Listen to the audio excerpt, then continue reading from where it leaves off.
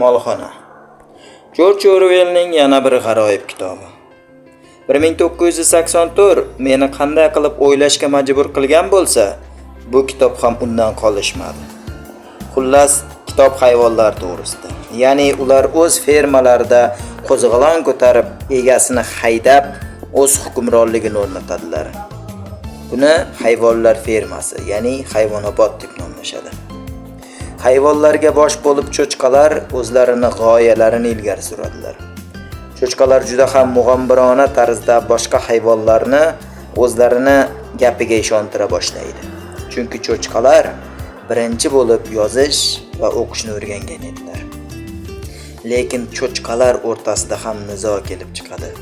Natijada Napoleon cho'chqa hayvonlarga manipulyatsiya qilib, o'zini yuqoriga olib chiqadi. Napoleonni aytgan, degani degan bo'ladi.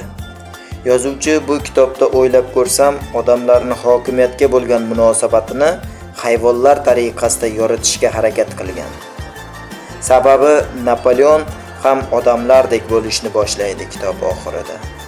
Eng ajablanarlisi, hayvonlarning birortasi bunga qarshi chiqmaganligi va har doim Napoleon aytgan gapga bo'yin egib, haqiqatga ko'z yumib ketaverishi.